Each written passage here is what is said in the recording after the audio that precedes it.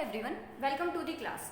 आज का जो हमारा टॉपिक है डिस्कशन का, वो किसी सिलेबस का पार्ट नहीं है और शायद ही ये क्वेश्चन कभी आपको एग्जाम में देखने को मिले, बट स्टिल अगर आप इस वीडियो को कंटिन्यू करते हैं तो मैं समझती हूँ that it will blow your mind and enhance your learning. So start करते हैं। आज का हमारा टॉपिक है थ्योरी एंड लॉ।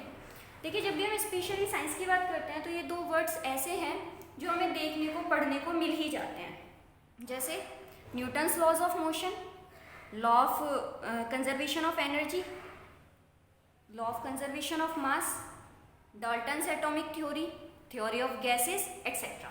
लेकिन क्या कभी आपने सोचा है कि what is theory, what is law? आज हम इसी टॉपिक पर बात करने वाले हैं। इसको अच्छे से समझने के लिए पहले एक एग्जाम्पल से स्टार्ट करते हैं।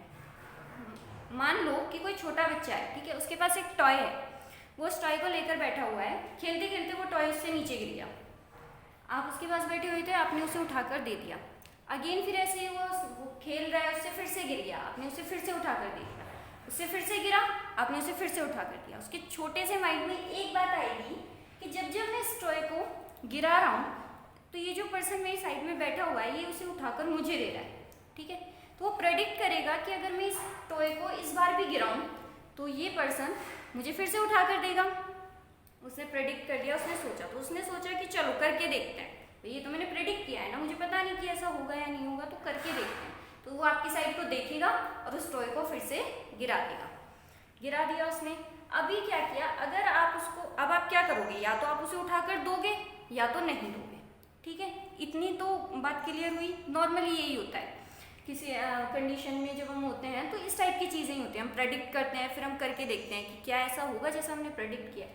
तो यही है ये चार्ट। देखिए, सबसे पहले उसने क्या किया, उसने उस टॉय को गिराया, आपने उसे उठाकर दिया, गिराया, उठाकर दिया। तो उसने चीज़ों को ऑब्जर्व किया कि मैं गिरा रहा हूँ, ये उठा रहा है। उसने इस चीज़ को ऑब्जर्व किया और उसने एक हाइपोथेसिस बना ली कि जब जब भी मैं गिरा रहा हूँ तब तब ये पर्सन मुझे उठाकर दे रहा है। ये उसकी हाइपोथेसिस बन गई।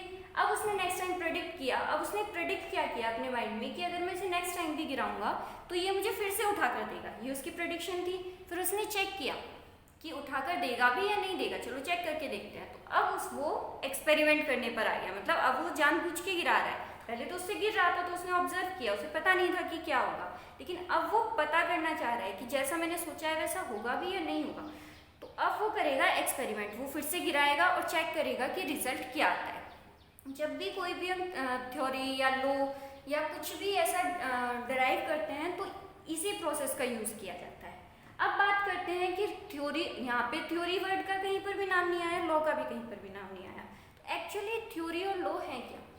तो देखिए, जब भी हम कोई कुछ भी अप्लाई करते हैं सिंगल और स्मॉल नंबर ऑफ इवेंट्स पर, यानी कि जैसे उसने एक बार गिराया, दो बार गिराया, चार बार गिराया, ठीक है। पहले तो एक बार तो उसने जस्ट ऐसे ही गिरा के देखा, तो वो होता है ऑब्जर्वेशन। दो चार बार गिराया, उसने कुछ ऑब्जर्व किया कि हो क्या रहा है ना। तो जो भी चीज़ डिस्क्राइब्स व्हाट हैपन्स, क्या हो रहा है, जो भी इस चीज़ को डिस्क्राइब करता है वो होता है आपका ऑब्जर्वेशन। ओके, देन फिर उसने क्या किया, हाइपोथेसिस बनाई। हाइपोथेसिस क्या बनाई, वही उसने थोड़े से ही सिर्फ 3-4 बार ट्राई उससे गिरा और उसने हाइपोथेसिस क्या बना ली कि क्यों, मतलब जब जब ये गिरा रहा हूँ तो वो पर्सन मुझे उठा कर दे रहा है। क्यों उठा के दे रहा है? क्योंकि मैं गिरा रहा हूँ इसलिए उठा के दे रहा है। तो एक्सप्लेन व्हाई हैपन्स, जो हाइपोथेसिस होता है वो ये बताता है कि क्यों हो रहा है, ये जो हो रहा है वो क्यों हो रहा है। मतलब वो उठाकर दे रहा है इसलिए मैं दोबारा गिरा रहा हूँ, और मैं गिरा रहा हूँ इसलिए वो उठाकर दे रहा है। तो क्यों ये हो रहा है, ये हो गई उसकी हाइपोथेसिस।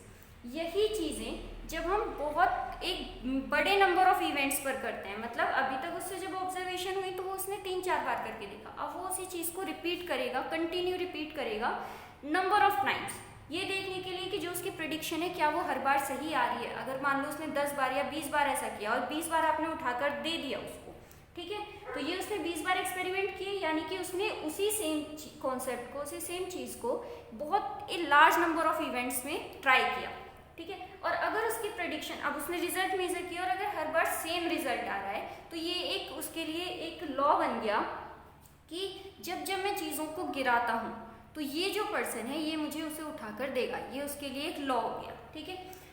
और same thing happens with theory, कि मतलब जब आपने कोई हाइपोथेसिस बनाई कि क्यों ये हो रहा है, ठीक है, और उसे भी आपने एक्सपेरिमेंट्स किए लार्ज नंबर ऑफ टाइम्स आपने वो एक्सपेरिमेंट को रिपीट किया और हर बार आपको रिजल्ट सेम मिला, वो होती है थ्योरी। ये थ्योरी और लॉ में सिर्फ इतना ही डिफरेंस है कि जो थ्योरी होती है वो स्टेटमेंट होती है, जबकि जो लॉ होता है वो फॉर्मूला होता है। मतलब अगर आप किसी स्टेटमेंट को या किसी भी चीज़ को आप फॉर्मूले की फॉर्म में एक्सप्लेन कर पा रहे हो तो उसे हम लॉ कहते हैं।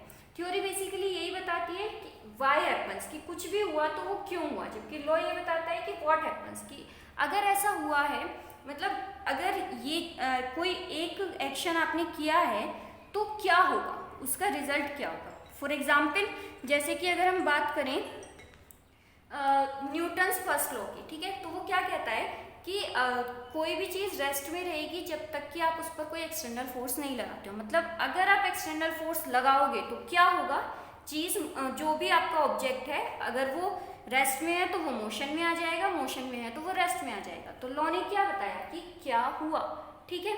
ऐसे अगर हम थर्ड लॉ ऑफ मोशन की बात करें तो वो क्या कहता है कि action is equal and opposite to reaction. मतलब अगर आप किसी चीज़ पर फोर्स लगाते हो तो आपको क्या होगा, उतना ही फोर्स, सेम फोर्स आपको फील होगा बट अपोजिट डायरेक्शन में। ये किसने बताया, लॉ ने। इसको हम फॉर्मुलेट कर पा रहे हैं, इसीलिए इसको क्या नाम देंगे, लॉ नाम दिया, ठीक है। वहीं अगर हम थ्योरी की बात करते हैं तो जैसे थ्योरी ऑफ गैसेज है, वो क्या कहती है, थ्योरी ऑफ गैसेज में क्या था कि जब हम देखते हैं अगर आप किसी गैस को एक सिलेंडर में बंद कर दो, ठीक है, कंप्रेस करके बंद कर दो, तो उसके मॉलिक्यूल्स उस सिलेंडर की जो वॉल्स होंगी उन पर प्रेशर एक्सर्ट करेंगे। मान लो ये आपका एक सिलेंडर है और आपने इसके अंदर गैस फिल की हुई है, इसके जो मॉलिक्यूल्स हैं वो इस सिलेंडर की वॉल्स पर प्रेशर एक्सर्ट करेंगे। क्यों एक्सर्ट कर रहे हैं, वाई, क्योंकि थ्योरी ऑफ गैसेज हमें ये कहती है कि जो गैस के मॉलिक्यूल्स होते हैं उनमें काइनेटिक एनर्जी होती है और वो रेगुलर इन मोशन रहते हैं। तो ये चीज़ हमें एक्सप्लेन किसने की, थ्योरी ने एक्सप्लेन की, इसीलिए हम इसको कहते हैं थ्योरी ऑफ गैसेस। ऐसा नहीं है कि थ्योरी और जो लॉज हैं वो कंफर्म है, मतलब उन फाल्सेबल नहीं है, उनको आप फॉल्स नहीं प्रूव कर सकते हो, लेकिन ये बहुत ज़्यादा एक डिफ़िकल्ट टास्क होता है क्योंकि कोई भी थ्योरी या कोई भी लॉ इतनी इजीली नहीं दिया जाता। अगर वो आपकी बुक में लिखा हुआ है तो उससे पहले उस पर नंबर ऑफ टाइम्स एक्सपेरिमेंट किए जाते हैं, इतने ज़्यादा एक्सपेरिमेंट्स किए जाते हैं कि उसके फॉल्स होने के चांसेस बहुत ज़्यादा नेग्लिजिबल हो जाते हैं। बट स्टिल अगर हम साइंस की बात कर रहे हैं तो हम कुछ कंफर्म नहीं कह सकते हैं। मे बी ऐसा हो सकता है कि किसी टाइम आपको कोई थ्योरी या कोई लॉ ऐसा मिल जाए जो कि फॉल्स प्रूफ हुआ हो, ठीक है। तो आई होप कि आपको ये चीज़ समझ में आई हो और इससे आपकी लर्निंग में कुछ एनहेंस हो। Thank you for watching.